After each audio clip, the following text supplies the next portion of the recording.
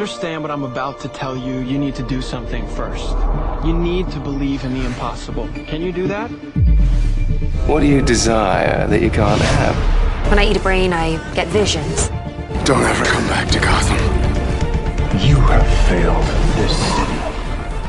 Jesus, what kind of a preacher are you? There's about a dozen ways that I could stop you right now. But I don't think I have to. Because where I'm from, your grandson becomes the greatest hero in the universe. Now you should at least give a brother a moment to say something heroically clever. In the future, my friends may not be heroes, but if we succeed, they will be remembered as legends. Welcome to the DC TV report for the week ending Saturday, April 21st, 2018. I'm Edward O'Hare, nickname to be determined. And I'm Sarah Netzley, academic by day, freelance writer by night. We're here to bring you recaps, news, and commentary for all live-action television shows based on DC Comics. And we have a podcast record 8 new episodes this week. Including one finale. Yes, we do. And every week we're like, yeah, we're going to keep an eye on the time. We're going to keep it, tight 10 for each show. This week we're going to actually do that? Question mark? Yeah. Yes, we could do this. Yeah, it's adorable that we think that. So that means no small talk. Your week was good. My week was good. Yeah. Good. We're good. Yeah, cool. We're not going to bring up how weird all the Smallville actresses were in the last couple weeks. Yes, we absolutely are going to bring that up. I'm so sorry. 8 episodes you're going to have to wait because, holy cow, you guys, the Smallville actresses. Allison Mack, who was, in my opinion, the best part of Smallville, which was a great show, a ridiculous, insane, stupid, maddening, amazing show. Allison Mack as Chloe was the best part. Yeah, she'd been arrested for her involvement with a sex cult. Chloe, what are you doing? What are you doing? You're smarter than that, Chloe. You're better than that. You helped Clark so many times. And then you just wander into a sex cult where you're branding your initials into women's skin? Oh, Chloe.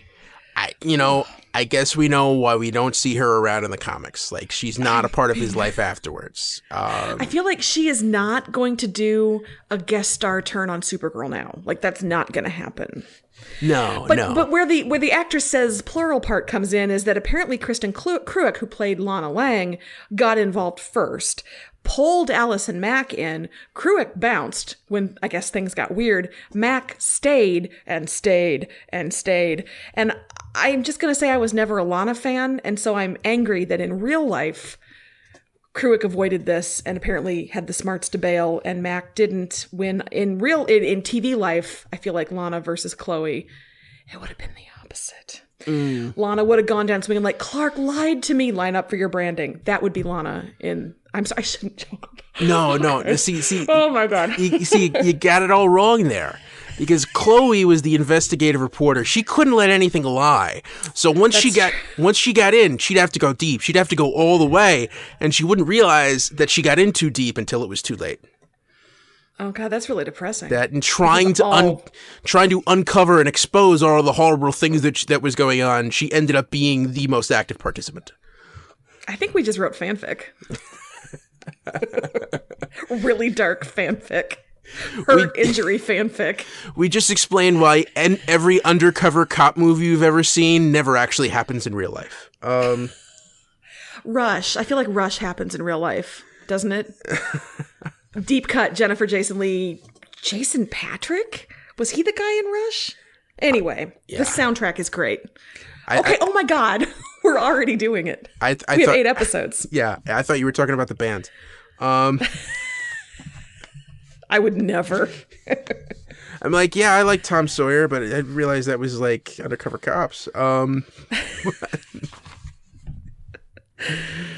Jennifer Jason Leigh and Jason Patrick, 2 cops in the 1970s who go undercover, maybe use too many of their drugs. It does not end well. Wait, that was a period piece? Wow. Apparently. I think in 91, the 70s looked pretty relevant in 91, so we didn't know it was a period piece at the time, but...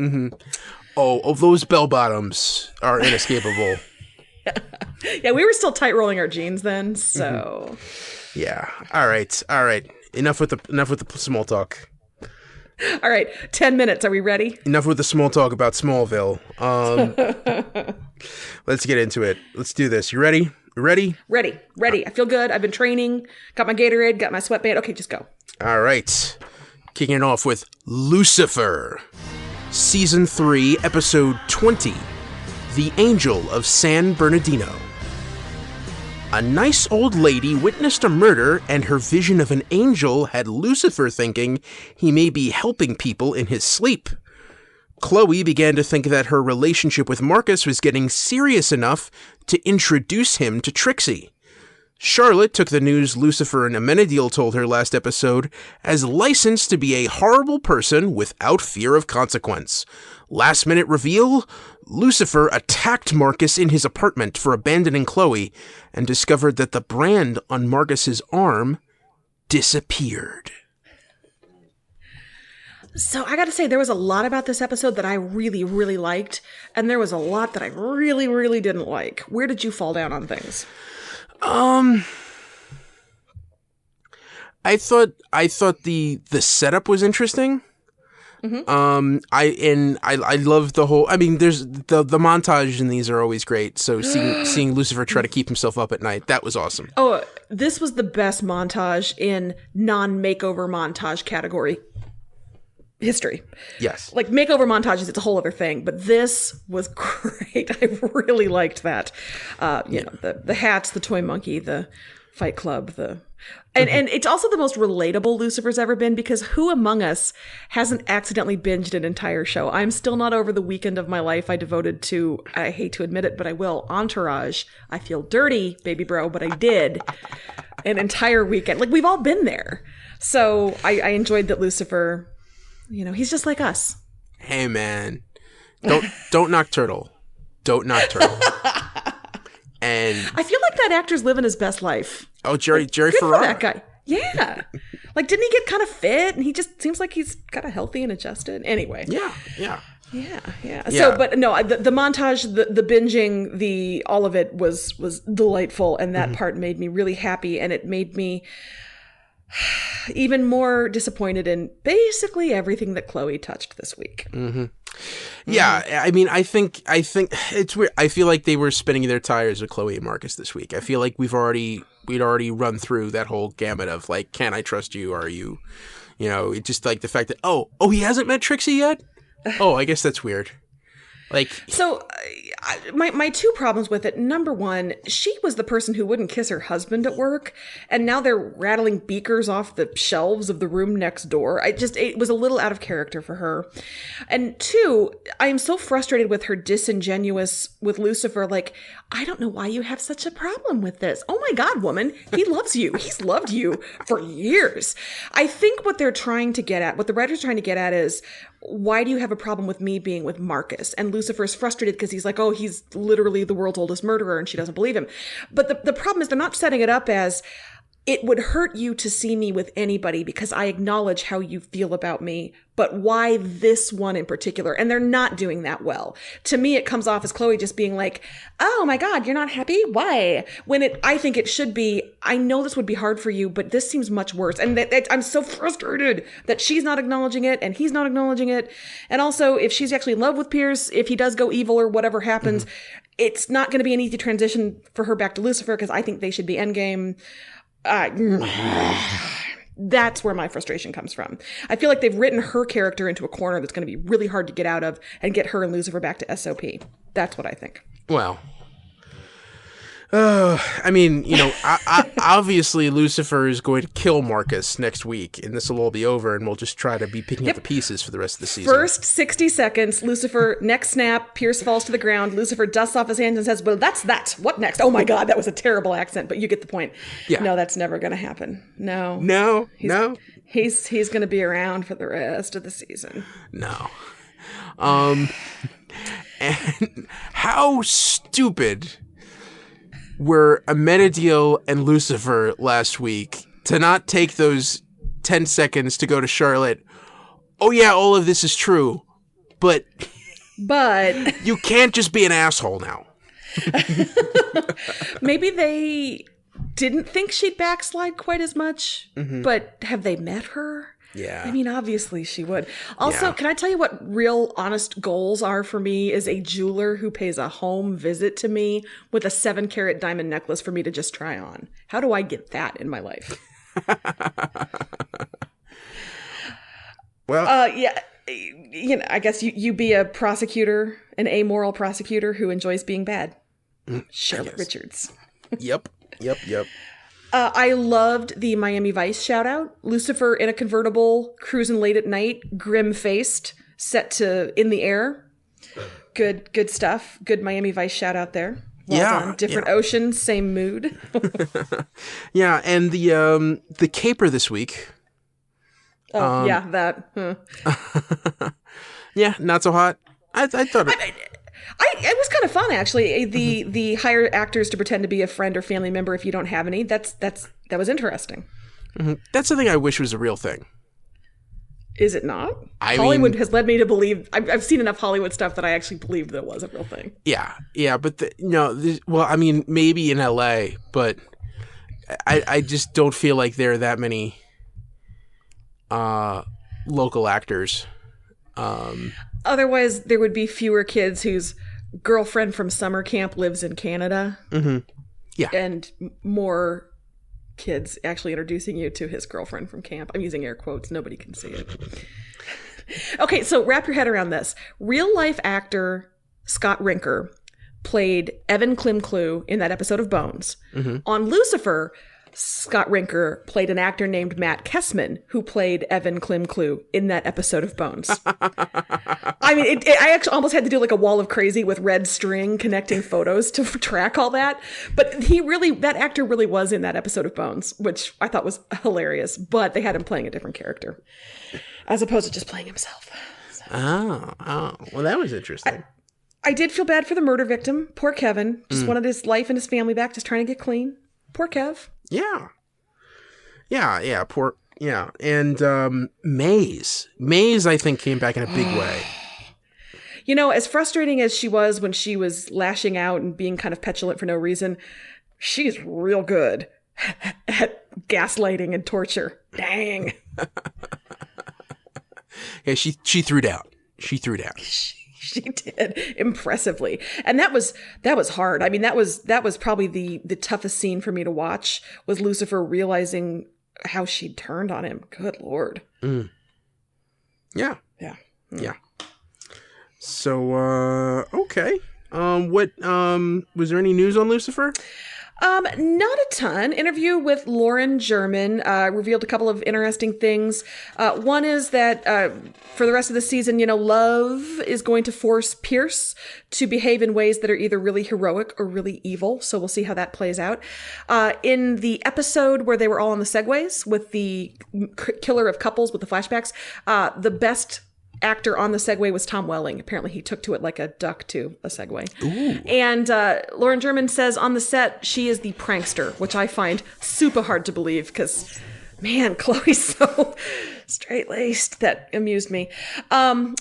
She also tweeted a photo of Kevin Alejandro, who plays Detective Douche, is directing an episode, and it looks like that episode is going to be held for season 4, should they get one. And speaking of, the Twitter Lucifer world is going hard on the hashtag Renew Lucifer attempt. So if you are out and about on Twitter, if you would like to let Fox hear you, hashtag Renew Lucifer would be useful to join your voice to the chorus of people who are suggesting that it might not be a bad thing to give our beloved show a season 4. So consider that. I second the motion. Get it out. Yep. It might not do any good, but but honestly, I think social media buzz never hurts, and having vocal supporters, smaller shows have been rescued for less, so hashtag Renew Lucifer, tweet it up.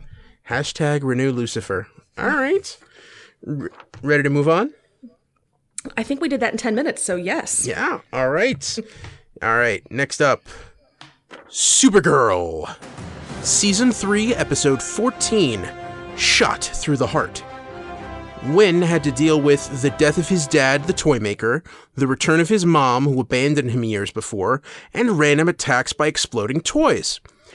During a long-awaited housewarming dinner, Alex discovered that John's father, M'Ern, may be suffering from Martian dementia. Mon-El wanted to patch things up with Kara and tell her about Imra and Brainy's real plans.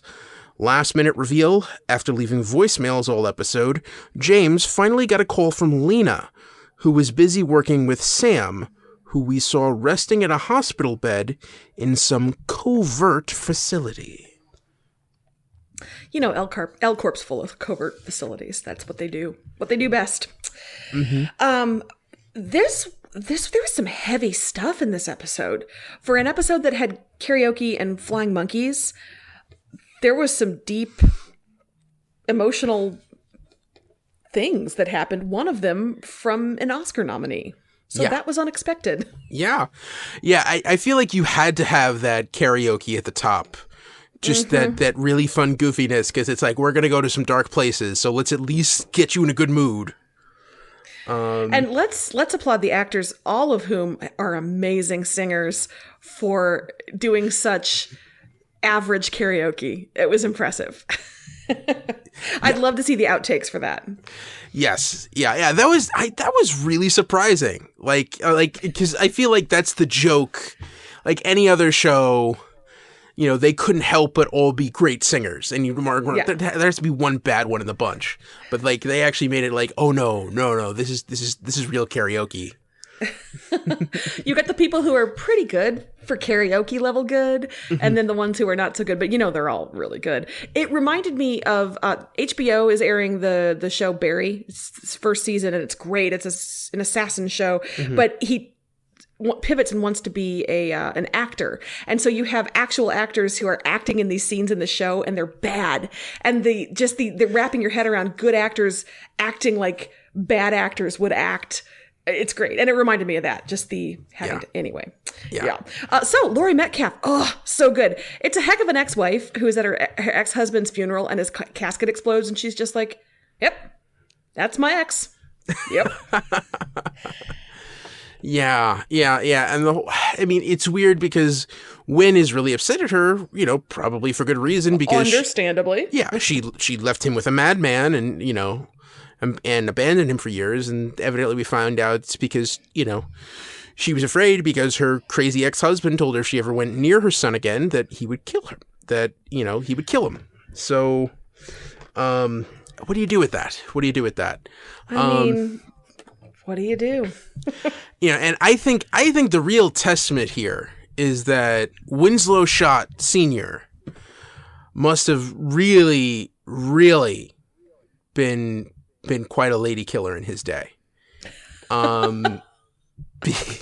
Because not only, you know, did he manage to win over Mama Schott, Laurie Metcalf's character, but somehow won over the janitor in the prison he was in, so much so that she carried out his evil plot and tried to kill Wynn after the funeral. I think that's impressive. That is impressive. It is. That is strong pheromones with that one. And by the way, that poor actress who plays the janitor / ultimate bad guy in this episode, Brooke Smith, forever known to me as, it puts the lotion in the bucket girl. Oh, that's who she is. Oh, yeah. Or else it gets the hose again. That's her. She looks great. Here, girl. You let me up, you son of a bitch. I think she broke her leg. She has the little poodle. Precious, we don't disrespect. Wait, was it puts the lotion in the bucket or the basket? It was the basket, wasn't it? Did I misquote? Put the fucking lotion in the basket. Anyway, that was her. Nice to know she's still working. Ted Levine. So beloved as the bumbling captain on Monk, which I didn't realize until about 3 seasons in, and then I was like, holy shit. Same guy. Well, that's the thing about Monk. That's the thing. He's so good and has no clue who his boss is.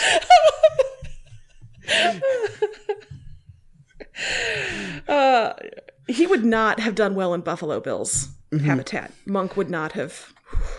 Well, that's the tragedy of it is, the reason you don't see anything, in the season that would have happened following, he would have taken him hostage and killed him in the basement. Although probably he would have stuck him in the well and Monk would have killed himself, let's be honest. But, I don't know. This got really dark. What are we talking about again? Oh, yeah, the toy maker. I was going to say, if you want to stay dark, we can talk about Marin and how sad that whole scene was. Oh, yeah. Yeah. Yeah. And that just killed me. The acting, I mean, it's such a goofy, you've got this man saying, come over for tomato pie, which is adorable. Mm-hmm. And being so kind and fatherly and grandfatherly to Alex and then kicking her out. The whole thing was just for something that has such goofy trappings, really, really good. Mm-hmm.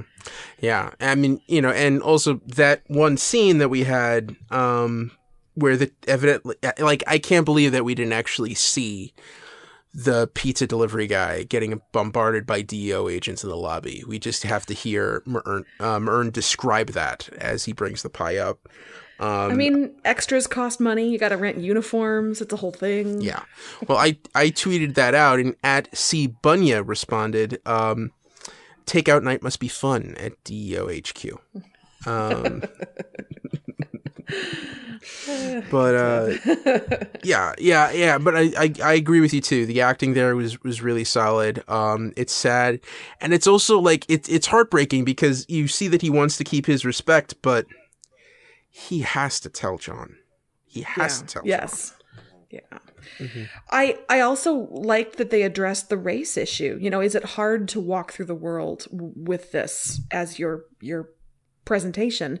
And I don't know if that was taking a page kind of from the Black Lightning book, that they've been so straightforward about addressing things, and I thought it was one of the more honest moments that Supergirl has had with that topic. So just that whole subplot really worked for me.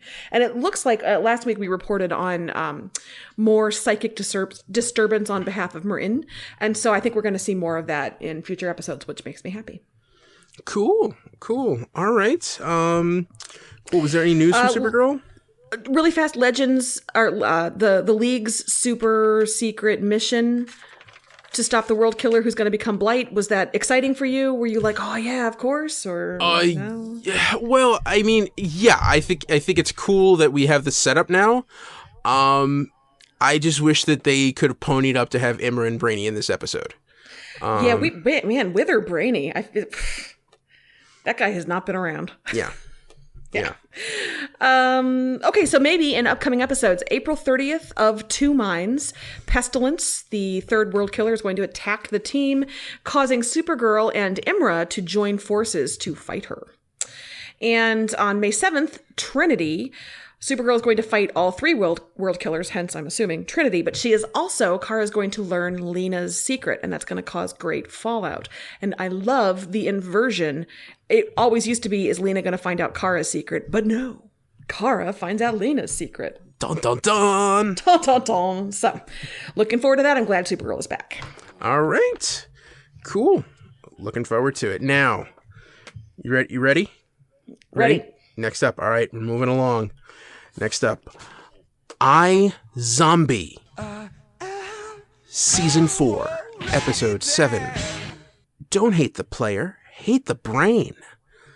Liv baked a scrumptious spotted dick filled with the brains of a pickup artist who fell victim to a poisoned condom. Liv and Levon worked to figure out how to provide potential new zombies with brains and proper identification. Donnie caught up with Dino and beheaded him with a samurai sword. Chase Graves entrusted Major with his dirty work, asking Major to buddy up with Russ Roach and lead a team to shut down the 206 Weekly. Ravi discovered Clive was having a hard time with the ladies and decided to lend a hand. Last minute reveal, Peyton came home and walked in on Liv making fake zombie IDs. Okay, lock your door, Liv. Come on. Yeah. Yeah. And to be fair, like, the headphones is what killed her. Like, if she didn't have the headphones in, she would have heard the door open and closed it and shut it and would have been fine. It's just why, That's true. if you're in your own room, there's no reason to wear headphones. Yeah, I try to avoid headphones when I can. They cannot be good for your ears, you know? So if you don't have to, just play it away from your ear if you can listen to whatever. Anyway, I just became everybody's mother. Turn that down if I can hear it from across the room. It's really too loud. It's causing damage. Okay, so my first question, is Rose McIver being a zombie less this season for a reason? Is her hair and skin just has it had it? And is she like, can I dress like a human more often? I just have noticed she's appeared like her actual self more, and I wondered if there was a reason for that. I've seen nothing about it. I'm just throwing it out to the universe. I don't know if it's that or more just like the nature of this season. Because there's so many zombies, she's not going to stand out that much anyway. So I guess they're, It just made me wonder if the poor actress was like, please, can we not powder me down just today, please? Yeah. And I mean, it made like she wanted to do that for the group that she's working with, for all the Renegade followers, because she's doing a lot more covert work now, so she can't, do that because then she'll stand out more. Although she did put on the makeup and a wig to face Angus, which is funny because the wig looks exactly like her hairdo the rest of the time. Yes. But yeah, and her and Levon got closer. Yes. This episode brought the funny, and I really enjoyed this episode. To me, it felt a little bit more like a return to the way it has been in past seasons, and I really responded to that. And it makes me think maybe I fear change with this show more than I thought I did. Yeah. Bit of a note, finding out what kind of dish they used to cook the brains was really hard to track down. I was going to applaud you. I had no idea what that was. Good work. Yeah, because it's like they put it in a ramekin and like it baked it as a cake and then flipped it over and there was some kind of sauce on there. And I'm thinking like, and growing up the son of an Anglophile, like my mom is a huge, like she double majored in English in college and wrote her thesis comparing, I think it was Charlotte Bronte with Anthony Trollope, like really, really deep. That's real British. Yeah. And I remember just seeing that like that. I don't know why that feels British to me. It just does. And I'm like texting my sister trying to find out like what's something what's like a cake thingy that you would cook in a ramekin and flip upside down, and she had no clue. And then finally I had to break down and just Google it, and then one of the writers actually tweeted out that was a spotted dick, which is a dessert in Britain. It's like British food. It's usually like some kind of like date cake or something, like date filled cake or something like that. And in this case, a brain filled cake. Yeah. And the second I saw it, I'm like, okay, that makes sense, and it fits the episode perfectly. It does. Poison condom, absolutely. I super enjoyed Liv being creepy pickup artist guy. I loved the douchey hat, amazing. I also enjoyed Clive in this for two reasons. Number one, he is right. This Is Us is emotionally manipulative. He is right. I agreed with everything he said in that profile, like to the T. Same. I would have swiped whichever way you swipe on that. I'm sorry. I'm very old. I don't know. Yeah. And even the picture, like I would have been proud of my Academy graduation photo too. Like he doesn't get to be funny like that enough. My absolute favorite scene in this whole episode was when they clapped on the music in the bachelor pad and Ravi and Liv are me like, well, gotta have sex. Time to go. Let's have sex. Oh, so funny. Yeah. That was quirky, and it harkened back to the days of when realizing that Clive was a huge Game of Thrones fan. Yes. What's George R.R. Martin doing right now? Not writing. Yeah. Now, Could we get a journalist take on the whole thing with Fillmore Graves and the 206 Weekly? Welp, iZombie has figured out how to turn me against Major, and that is make him a news shutter downer and a shooter of journalist laptops. What up, Major? Very disappointing. Like, I would go out on many limbs for Major, many limbs, but this was a step too far. Like, I was so excited this season. Major's going to go back to social work. It's his calling. That's awesome. He's going to have this pure driven thing. No, apparently he's terrible. He's terrible. In a more serious answer that doesn't involve Major, who looks good shirtless, this was not a fun plot for me because this is not a fun thing that's happening in the real world for me. So joking about fake news and bringing it up and being like, oh, fake news, not funny, not fun. I get it. To me, this felt a little more heavy-handed than I like. I've liked the kind of shades of gray. This was not a shade of gray. This is not what we do. And so we as Americans. I didn't care for that. I thought it was too heavy-handed. It's just not it's an uncomfortable situation for me entirely. And also, why are you doing that to Major, my beautiful, sweet Major? Why?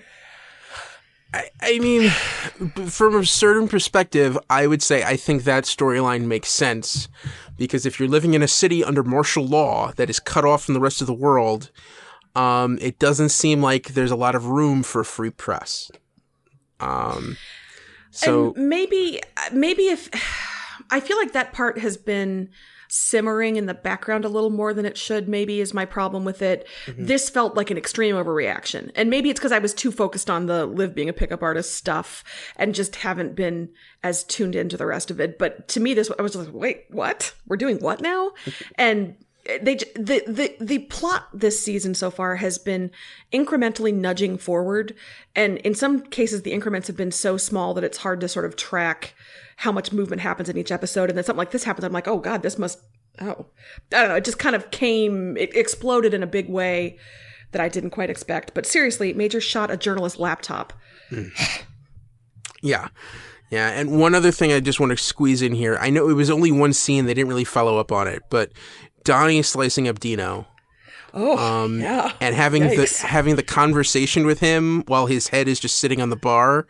I thought that was great effects work. It was, and don't you kind of want Dino's head to hang around for a couple more episodes? Yeah, I do. And I hope he does. I hope he just keeps him on the shelf and chats with him while he's serving drinks. And I mean, I feel like every zombie bar should have a zombie head. Yeah. On the bar. Yeah, and Tanner has to just be awkward the whole time, trying not to look Dino in the face. Literal backseat driver. Hey, needs more lime. All right. Was there any news on iZombie? April 30th episode is titled Mac Live More, in which Liv eats rapper brain. So. Oh, no. Yeah, that could be really bad. But this show has been very sensitive to, all of its portrayals. So I'm sure it'll be fine. But interesting to me, the city is going to be on lockdown during a zombie serial killer scare. Ooh. And so we're going to have Liv and various other people trapped in the morgue. I gotta love a bottle episode, but it sounds like it's not going to be a true bottle episode because we're going to check in with other groups that are elsewhere in the city, but still.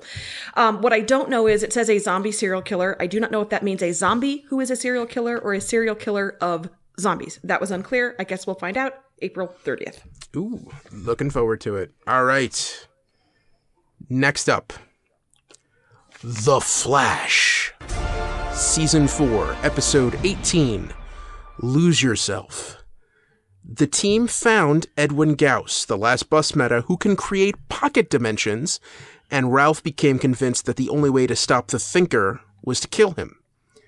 Joe became suspicious that Harry was becoming addicted to using his thinking cap. Caitlin made a research breakthrough and figured out a way to more safely transition into Killer Frost.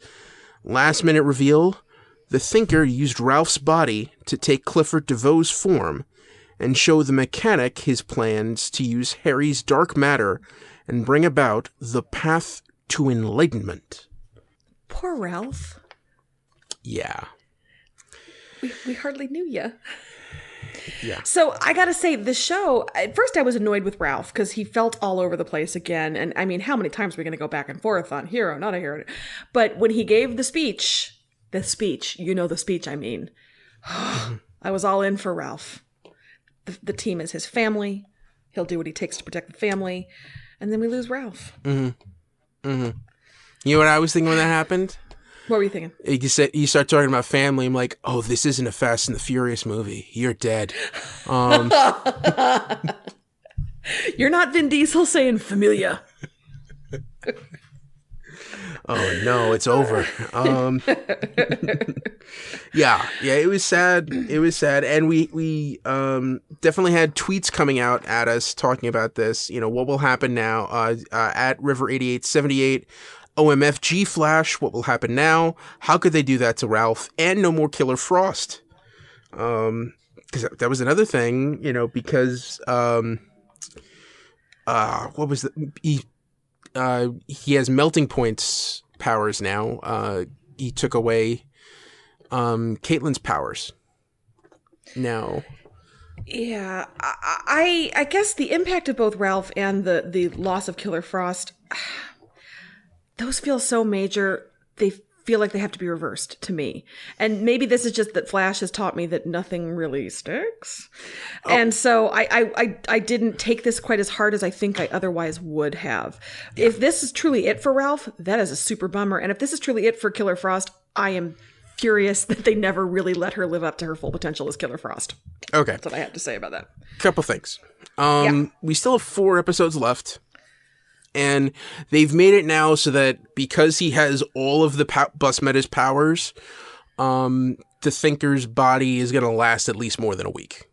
Which, by the way, is what I was calling. I thought he'd be going after Barry for Barry's regenerative powers, but it sounds like Ralph's elastic powers will do the same thing. But I liked that we were kind of on the right track with the Thinker's going to need a body that can handle that. It's just we were looking at the wrong superhero in Star Labs. Well, also Edwin's powers, or the Folded Man. Now that he can create pocket dimensions on his own, it's much less strain on his body. Mm-hmm. You know, so he's not being drained as much as he was when he was in the other bodies. So this isn't gonna, you know, I feel like it's going to be reversed for a couple of reasons because you know, I don't think Caitlyn's going anywhere. Although I said at the beginning of the season, I think she should have gone wandering around a little bit more than just over the summer.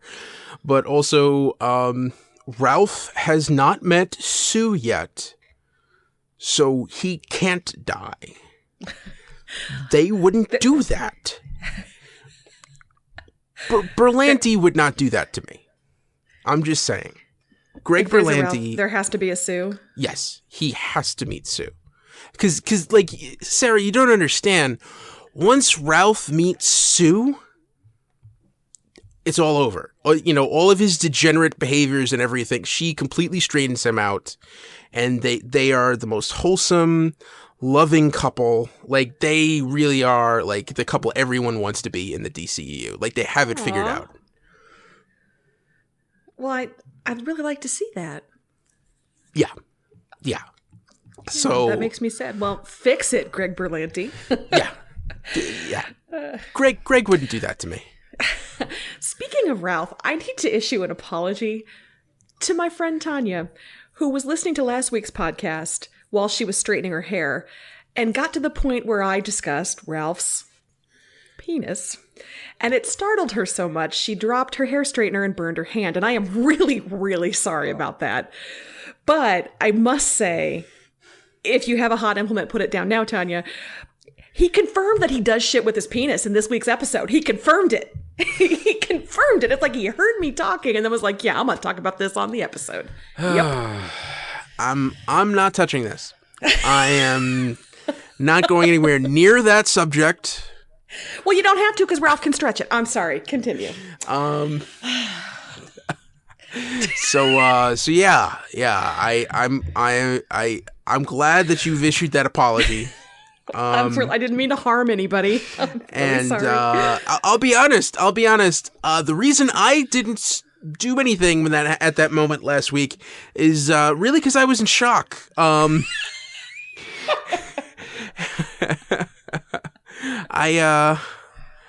The walls were closing in. I didn't know where I was. I'm just trying to keep it lively for you. Trying to keep it lively. Yeah. We're how many episodes in? Got to bob and weave. Stay unpredictable. Talk about Ralph's penis sometimes. Let's do it. Go. All right. Okay. Do we want to transition to the Samuroid just while we're talking about awkwardly named things? Yes. Tyganosaurus tweeted at us. I think there's a cream to help with Samuroids. With 3 crying, laughing face emojis. Marlise the mechanic, she has been through a lot. I feel like, I know she's a villain, but doesn't she kind of deserve a fit, healthy, younger version of her husband? Like, she's a bad guy, I get that, but I feel like she earned that a little bit. Yeah, I think she did. I think she chose poorly. I think falling in love with your professor, not always recommended. That maybe she just could have been content going out with one of her classmates, I don't know. I didn't see it. I didn't understand it, but, she's in a pickle now, and, we'll see how she does, how she gets through it. Yeah, I'm worried she's not destined for a happy ending, I don't think. No. Now, 2 quick storylines. One is in a tweet at Bowerfett. Threw at us. He's thinking that Frost powers are in the Thinker dormant, and she will be able to be the knife to stab him in the back. That would be cool. Yeah.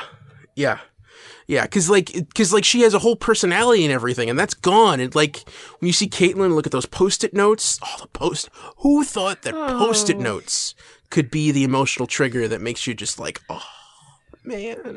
Carrie Bradshaw in that episode of Sex and the City when Berger broke up with her, but continue. Okay. All right. You can give me 30 seconds of baseball in exchange for that. That's fine. You can talk sports now. I reserve the right to do that in another show. Gentleman's agreement.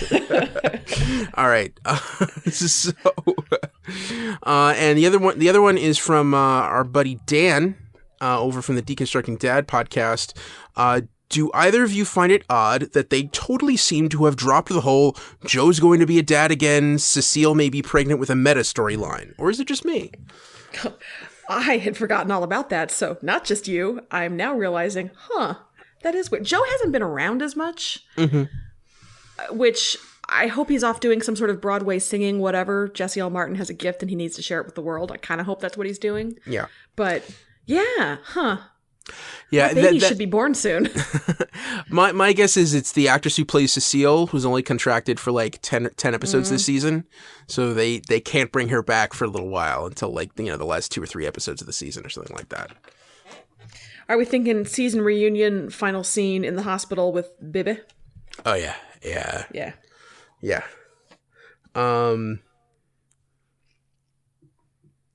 I had a thought. I had a thought. Joe, Cecile, meta baby.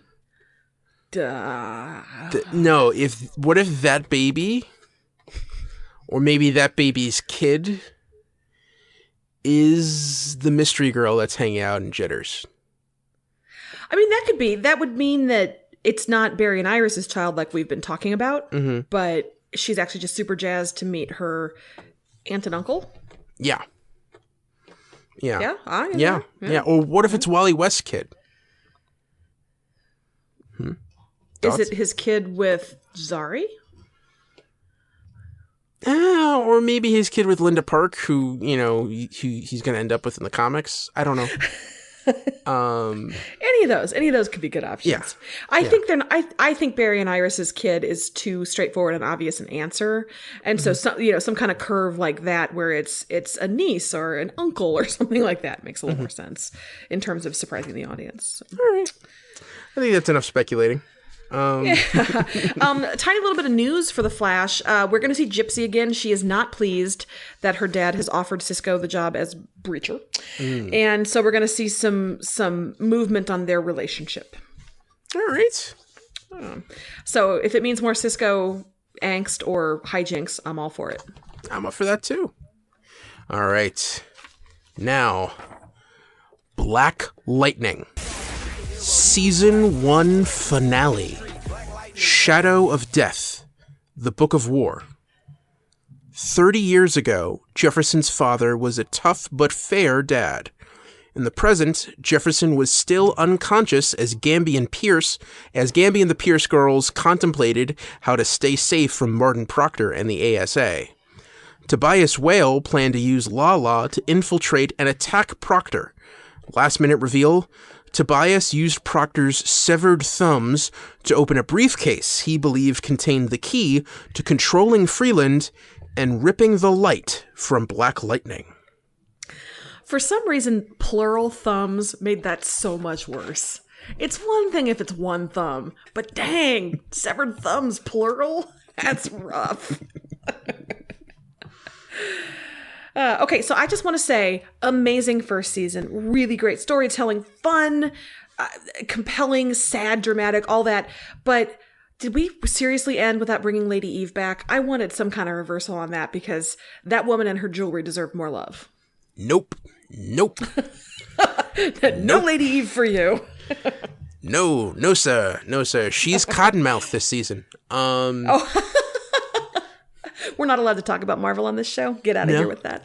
No. But no, you're right. This did feel a lot like the Marvel shows where you do have the alleged big bad that, nope, surprise. Yeah. But unlike Luke Cage, I thought the villain that replaced Lady Eve was really good also, where I don't know that Luke Cage landed that quite as well. But that's Marvel, not DC. Yeah, and the thing, there were a couple things I noticed in this episode where just for some reason in this episode, they decided to turn the white guys into exposition machines. Yeah, and one of them into a racist exposition machine in like the most obvious way, but yeah. Yeah, where like especially Gamby's one, you have that interesting flashback, which I will hold up there with the recap over the credits of Superman 2, where they just show you all the cool scenes from Superman 1 to catch you up. Like, I will hold up that flashback sequence of, Gamby discovering young Jefferson has powers and the whole thing with his dad as a reason why Hollywood does not need to make superhero origin movies anymore. You could just show one of those montages at the beginning of the movie and then we actually get to a real superhero story. Because that's like, what I would add to that is the Watchmen opening credits. It's not one superhero origin story, but it's kind of a how did we get here origin story. Those opening credits are some of the best. Like, I've watched those opening credits a number of times and have seen the movie once. Anyway, continue. So but also I feel like they got to this episode and like, oh, we haven't explained who half these people are. So let's just have a scene where like Gamby explains how Tobias Whale's serum actually works and who the hell cyanide is and where her powers come from. I could have used the cyanide explanation several episodes ago. Yes. I only learned her name last week. So, and that's because I IMDb'd it.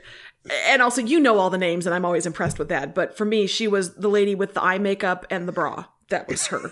So, but yeah, that felt like something we should have been told. It's like when you read Dune and you get to the end of Dune, and the end of Dune is the glossary. And it's like, where was this fucking thing when I started?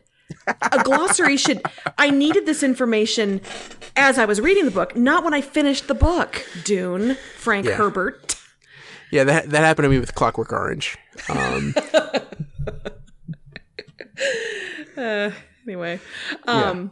Yeah. So Greg Henry saying Lala was very funny to me. I don't know. There was something about the pronunciation of Lala when it came out of Greg Henry's mouth that I very much enjoyed.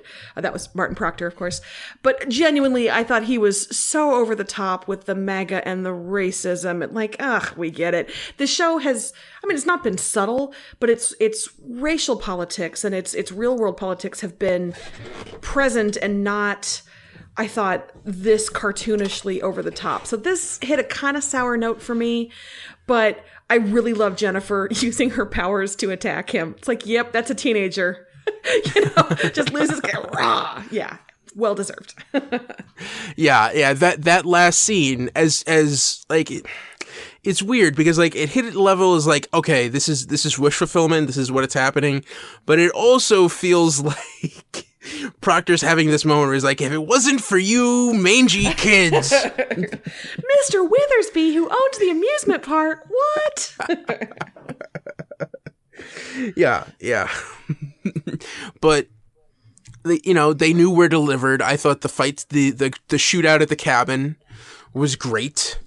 The way they handled.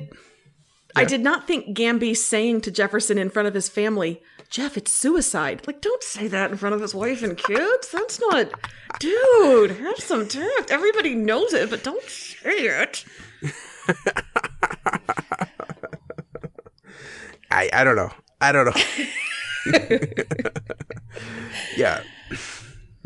So I was kind of amused. I was thinking as I was watching this, Gamby is sort of the embodiment of you're not paranoid if they're really after you. Because he was just like, oh, yep, I've got a secret entrance and it's palm protected and it's only you can use it. And I was just like, yeah, he's ready. And then at the end of the episode, they literally did interviews with people on the street talking about, yeah, no, we weren't paranoid. We knew what the government was doing. So it was interesting that I was like, yeah, paranoia pays off. And that kind of was the theme of the episode, I thought, a little bit. Kind of the theme of the season, honestly. Yeah. I don't know. It was weird, but I enjoyed this. I thought it was cool. I think this was a solid cap to the season, and it definitely leaves it open for places for us to go. I think Tobias Whale, I'm glad they didn't kill him. I'm glad he's going to be back in season 2. This does not, to me, feel like a Damien Dark thing where, oh my God, this guy again. I think he's going to be a great season 2 villain. I think this is an argument for 13 episodes rather than 22, 23, 24. Yeah. The only other thing I would say is for Lala to be dispatched so quickly like that, it did feel like I went through all of those episodes of weirdness for that. This was not a good enough payoff for the tattoo shenanigans, honestly. Yeah. Well, you found out that he's an actual villain from the comics called the Tattooed Man, but I don't care. It was not a good enough payoff for me. No. All right. News-wise, EW has an interview with the showrunners talking about kind of the season and the season to come. They said in the end, Tobias opens the briefcase and the light in it is, if they give you a clue, it would be guessable. It comes from comic mythology, but it's going to be a new thing as well. Insert Marcella's Washburn soul joke here. It was quite intentional that they made the powers that people have in this show because of scientific abuse as opposed to scientific happy accident. Like Peter Parker gets his powers, oopsie, science accident. But this was people in this community being victimized and their bodies being used, and, Tuskegee and Flint and things like that. So that was all very intentional. Let's see. Episode titles were all a riff on Jefferson being called Black Jesus, that they wanted the book of such and such to kind of play off the Black Jesus thing. And finally, Grace Choi will be back in season 2. Good. Yeah, that makes sense.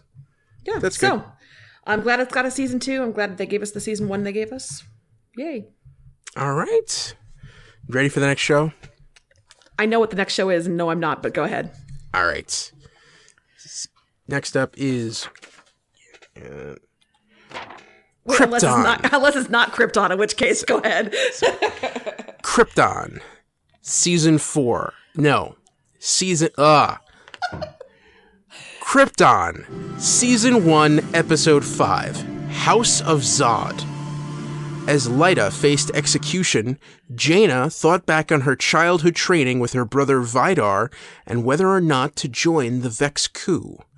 Seg wandered through the mountains and came across an underground village who believed the House of El would bring about Krypton's destruction. Last-minute reveal, Lyta tried to rescue Zeg from the terrorists and tangled with their leader, who revealed himself to be her son, General Zod. They made a Zod kneeling joke. They waited 5 episodes to do that, and I tip my hat to them. All right.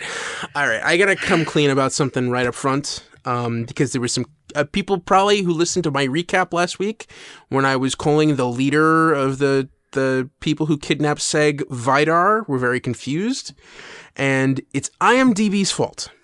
Isn't it always? Yes, because in the credits, they credited Colin Salmon's character as Vidar. Okay, and then when this episode started, and we saw the young Jaina, fighting with her brother Vidar, I looked back at IMDb and realized that those credits had disappeared, and Colin Salmon wasn't even credited as being in this episode.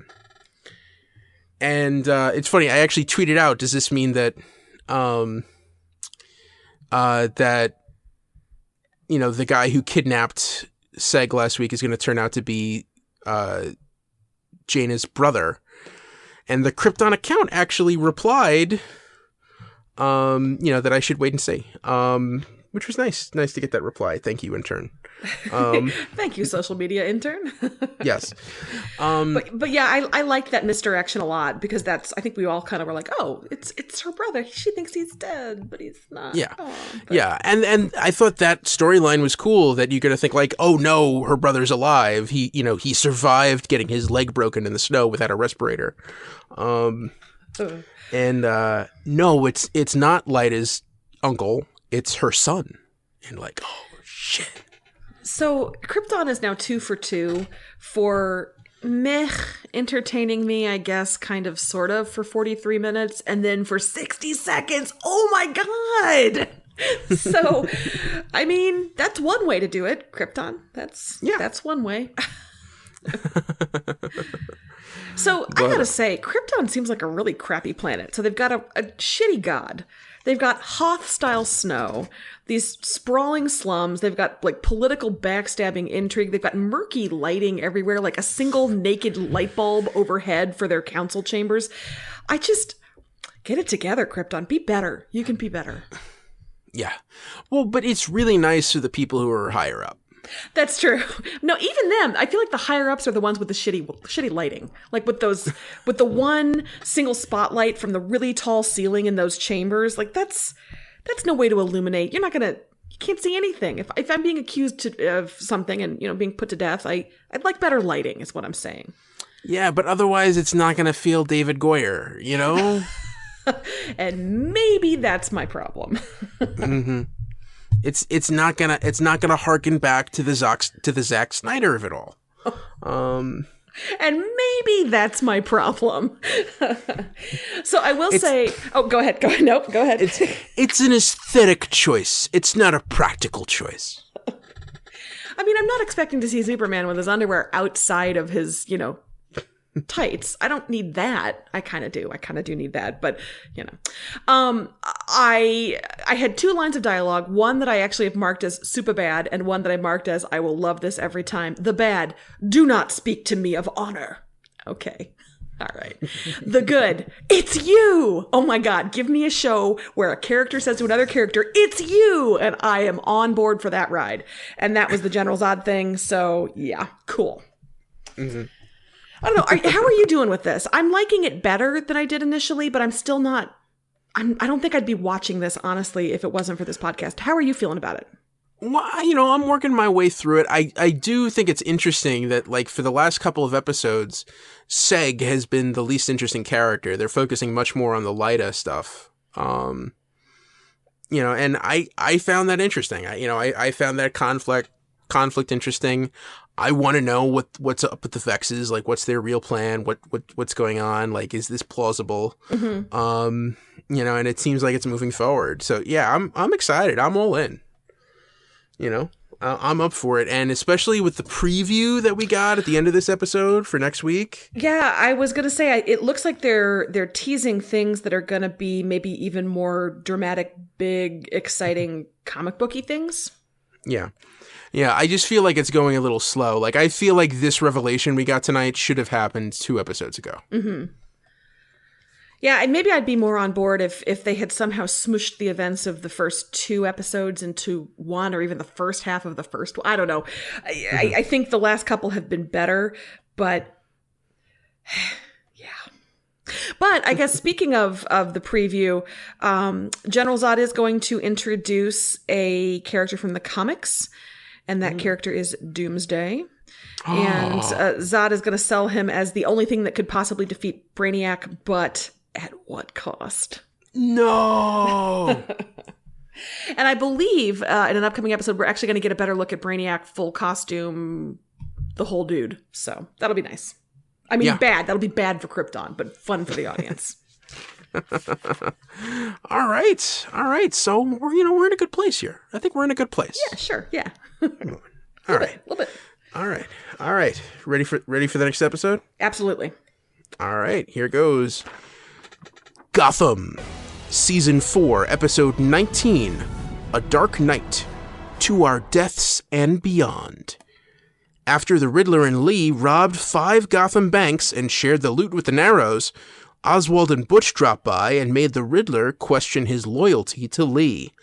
Selina and Bruce were used by Tabitha and some rogue assassins to raise Ra's al Ghul from the dead and convince Barbara to relinquish the Demon's Head.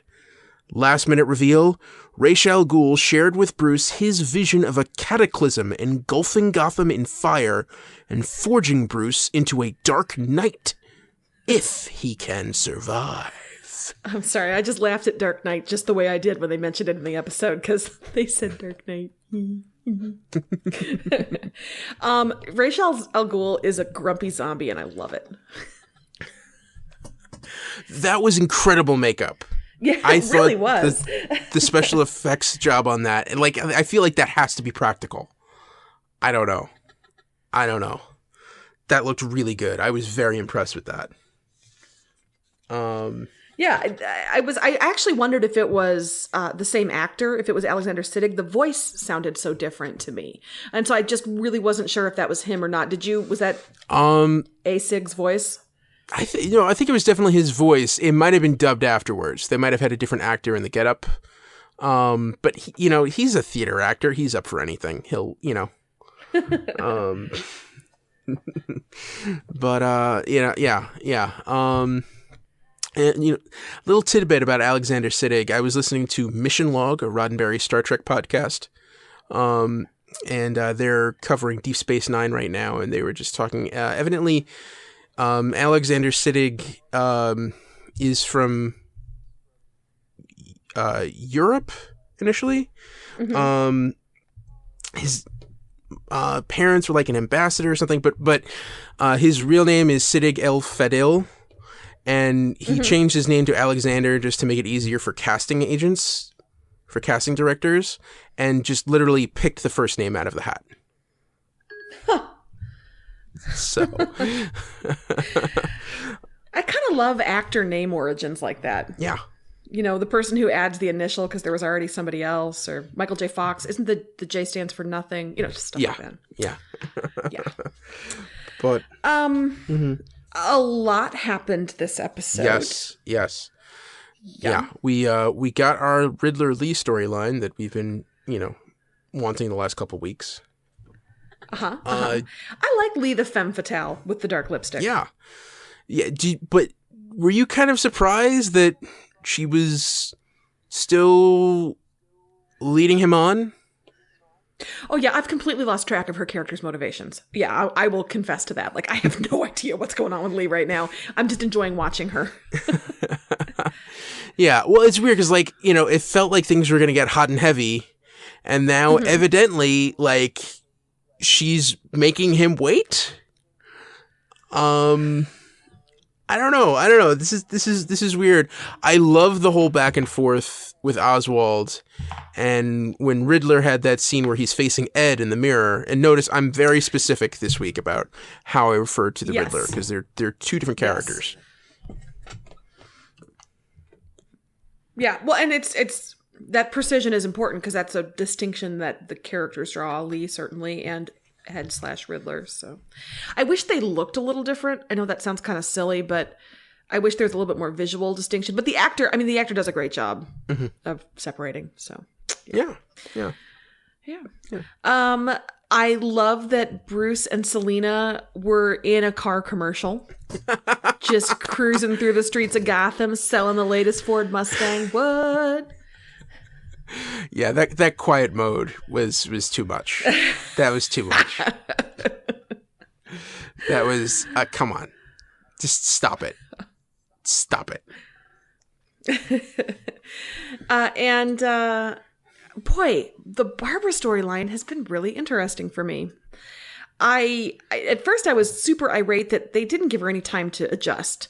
Like immediately, she's not doing what we need her to do. Take it back. Dude, give her a second. Like she didn't know any of this.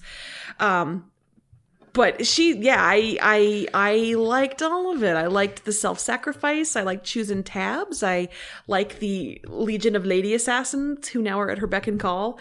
I am curious to see where this goes.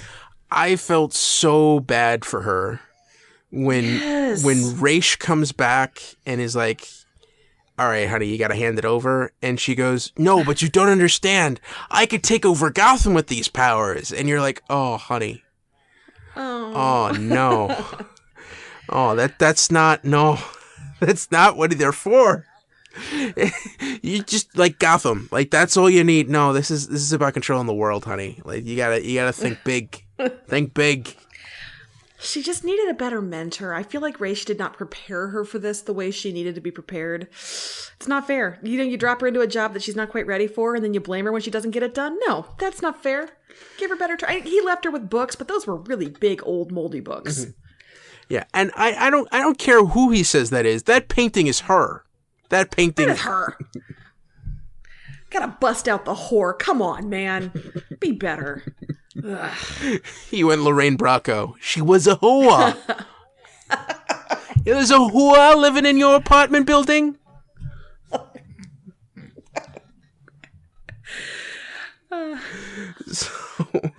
Is this an extra pop culture episode that we're doing tonight? Maybe.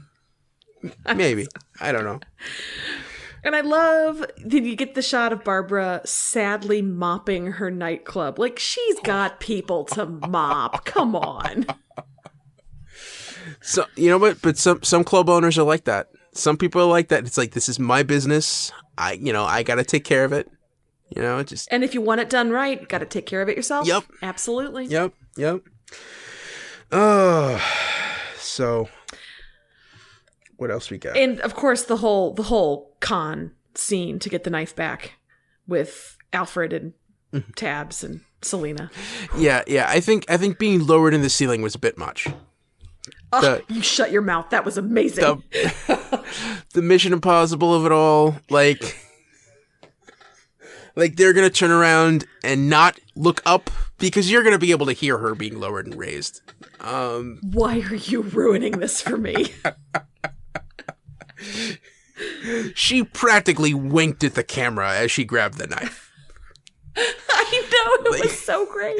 She was lowered down. She looked right into my eyes and smiled. Just saying. I have no problem with that. But it was fun. I'll let it slide. Just this once. All right. Cool. So going forward, he's basically talking about Cataclysm. Do you think this is something that's going to happen now, or is this going to be like a cliffhanger for next season? What's the scuttlebutt? Well, is this a good time to transition to the news? Because I feel like it's going to answer that. Okay. A little bit. Interview with showrunner Danny Cannon on Sci-Fi says that the season 4 finale is going to blow up the show and change its DNA forever. It's basically a reboot. Ooh. And then he clarifies, not a reboot of the characters so much as a reboot of the storyline. So Cataclysm, Something Bad with Gotham, I could see you throw the characters we know into a whole new setting. That seems like it goes hand in hand with that vision. Mm. And I'm really interested in that idea of a storyline reboot with the same characters. Then he ruined it by saying that Jeremiah, who we saw turn into the Joker last week, is not actually probably going to be called the Joker because the Joker isn't one man. The Joker is many people. The Joker is you. The Joker is me. We are the Joker. We are the world. Stop it. Just. At this point, I don't want a Joker. I never want to hear that word again. Stop it. You've killed the golden goose, Gotham. That's you enough. Killed it. That's enough. That's just nobody wants to see the Joker that badly that we need all these teases and not quite. This is the problem with demanding that all that all producers have to give press interviews. Like, he should have just. Yeah. Yeah. All right. All right. A couple more bits of news. May 30th, the episode is called The Old Chaos. And chaos at the DCPD and a Gordon... Oh, I'm sorry, there will be chaos at the DCPD. And then one of Jim Gordon's friends becomes a bit paranoid, and he has to deal with that. And we also are going to have a Harlequin-ish villain. So I'm sure it's going to be a lot of coy, but she's not Harley Quinn, but she just has... But she's not really. I mean, to be fair... Harley Quinn, I feel like, should be like Bruce's age, or maybe even younger. Yeah. Just saying. So are you saying that in support of this? No. I'm saying, like, if they're going to introduce Harley Quinn, I think it should be someone younger. You know, I don't think it should be. Gotcha. You know, I don't know. You know, also, like, I feel like we already got that dynamic with Jerome and Babs in season 2. Okay, yeah. I can see that. Yeah. Mm-hmm. And by the way, that was a typo on my part. It's not May 30th, it's May 3rd. That doesn't make any sense. May 30th, the show will be done by then. Yes. So, May 3rd. All right.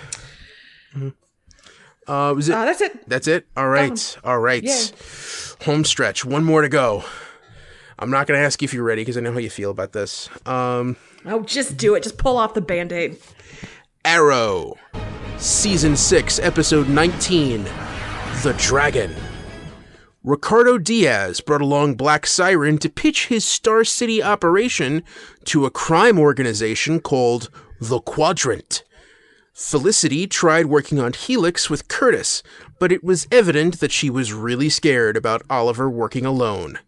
Last-minute reveal, Diaz brought a childhood bully to a rooftop and set him on fire.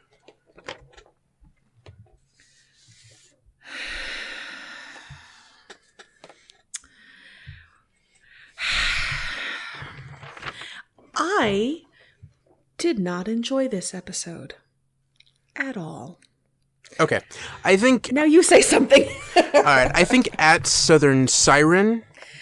has given us her weekly Twitter rant. And it's basically I'm dittoing everything she says. So just imagine me being like, "Yes, girl, yes." Pretty much sums everything up here. So I'm just going to go with it. So this show seriously had Felicity apologize to Curtis.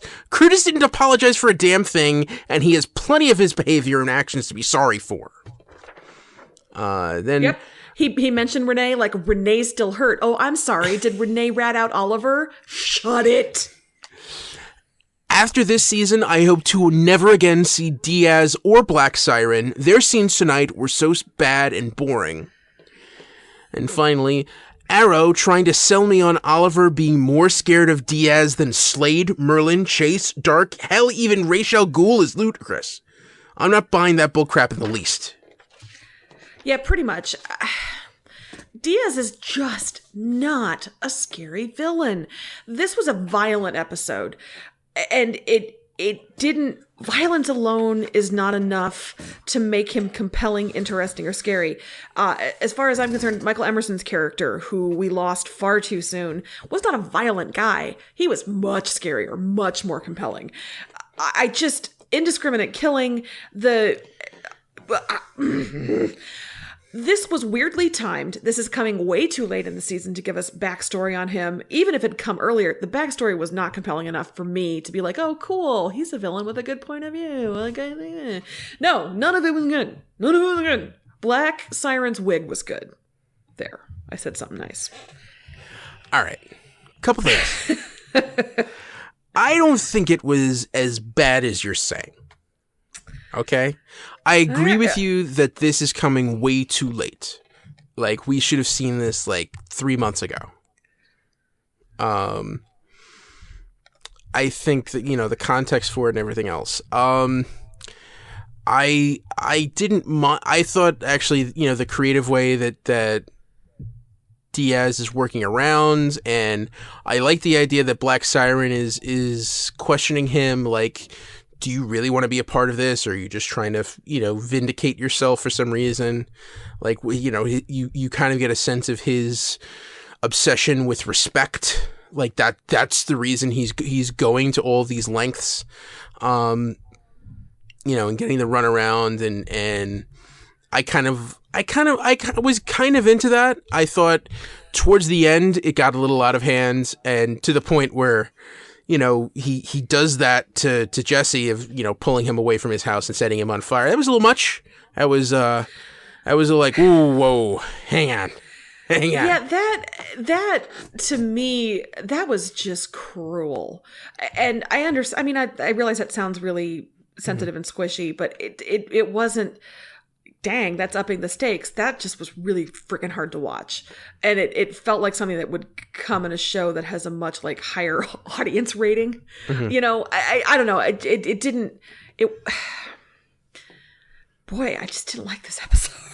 Well, and I think also it gave Stephen Amell a week off. And that's fine. He's got to live his life, do his crunches, whatever it is that Stephen Amell does on his off time. And that's fine. I also didn't love that the Oliver that we got was Oliver telling Felicity that he doesn't really need her. She's not that helpful in the bunker. I don't know. I even the way he treated her and her concern and kind of dismissing how she has helped him in the past, even that didn't sit well with me. Like, there was just no pleasing me. I will say, at the end, when you have the dragon logo rather than the arrow logo, okay, cool switcheroo. That's cool. I guess it's Dragon City now, whatever. Okay, fine. God, Arrow. Well, I think, so disappointed. Yeah, well, they did that at the beginning of the episode too, and I think that was more just so we know that, like, this is Ricardo Diaz's episode. Like, this is, this is the Diaz episode. It's not going to be from Oliver's point of view. See, now I just read that as I am the captain now, right? Like, this is my city now. So that's kind of how I took it. But that's interesting that it was just giving us a heads up that it's the Diaz show. Yeah. Yeah. Also, this is another one for the second time in like the last month or so. WPIX, the local CW affiliate, decided that they'd rather air the Yankee game instead of a new episode of Arrow. So I had to watch this on the CW website right before we recorded. So this is kind of fresh in my mind. I would rather have watched the Yankee game than this, and I don't do sports. So Yeah. And if I did do sports, it would be the Cubs. Oh, Cubs, not White Sox? Is this where you cut my microphone? Yeah. I mean, I don't have very strong allegiance to anything, but if there was anything, if pressed, Cubs, I guess, whatever. Sure, Cubs. Because what is it? Is it southern Chicago's usually White Sox, northern Chicago's the Cubs?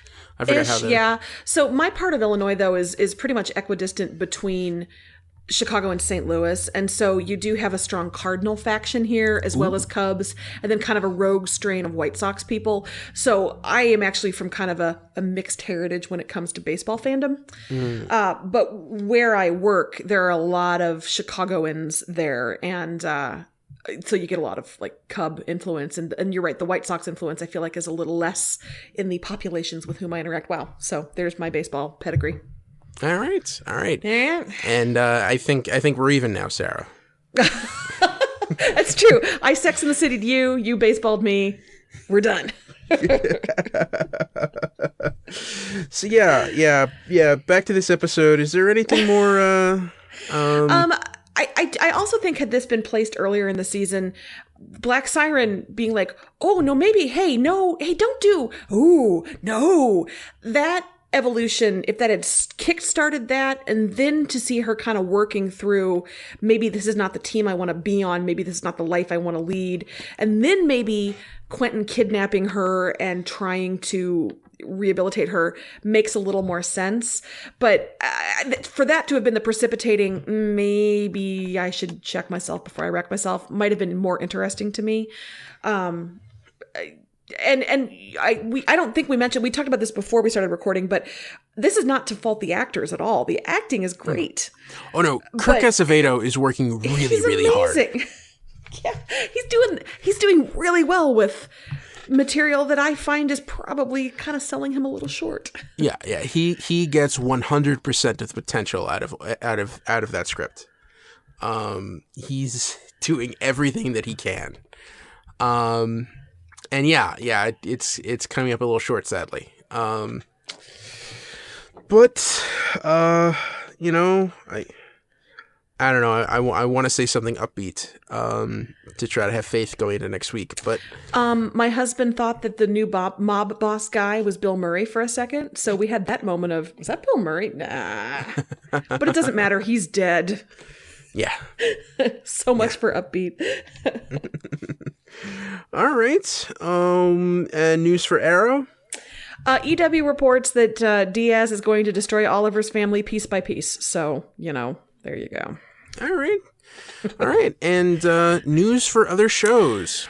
We really only have one other show to talk about this week, and that is Legends.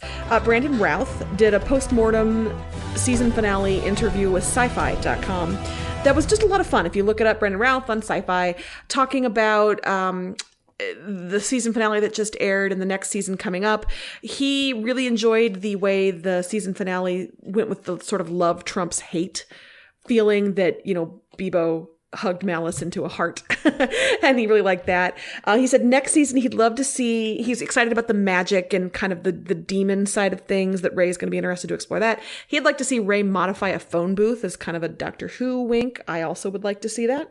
And he mentioned how maybe Nora could come back. He said he would be in favor of that. They actually talked about, pairing them off because those two actors are a couple in real life, and that the chemistry was there, and he liked that kind of sparky relationship they had. And he said next season, if they were to do that, he likes the thought of a moonlighting thing where you've got antagonism with attraction. And I have to say, I agree with you, sir. Moonlighting, antagonism, attraction, angry kissing. I'm all about that. So just a fun interview with Brandon Routh, kind of summing up the Legends and where we're going to go now. All right. And finally, our winners for the week. You want to go first? Yeah, because I'm phoning this in. I really struggled with this week. And I think I just have to give it to the shiny moments of comedy in some of these episodes this week. I super loved the kind of Ocean's 11 heist scene in Gotham. I super loved Lucifer's whole montage, gotta stay awake, clean fight, sex it up, binge bones scene. I loved iZombie with the bachelor pad and Liv and Ravi immediately being like, well, time to have sex. So just there were little moments of humor that sprinkled throughout this week that I really enjoyed. I think that's what I took away from all of this, was just how well these shows handle light, funny moments and how much I appreciate them. So kind of a lame choice, but they brought me the most joy this week. That was my winner. Please tell me you have something better. Well, it doesn't go through every episode, but I did find a theme through most of them, which was characters coming to terms with old demons. Mm-hmm. This wasn't really coming to terms with, but facing an old demon. Lucifer finally found out that Maze is the architect of his pain in this episode. Mm-hmm. And kind of brought to light, the whole Marcus and Chloe thing going on. In Supergirl, Wynn had to come, face to face with his mom and his dad dying, and all of that, all of his horrible childhood, kind of dealing with that daddy issues, also daddy issues. That scene where that black and white scene where Jefferson walks down and has that chat with his dad. Oh man. Yeah. In Krypton, Jane Azad having those flashbacks of her brother, and contemplating what might have been, to the point where she created a hologram of him that she could train with. And Gotham, Ra's al Ghul is risen from the dead, and his demon is that he has to become the demon again because Babs can't handle it. And Diaz with his flashbacks, and I'm happy that Arrow just did one flashback scene this week, and didn't sprinkle them throughout the whole episode.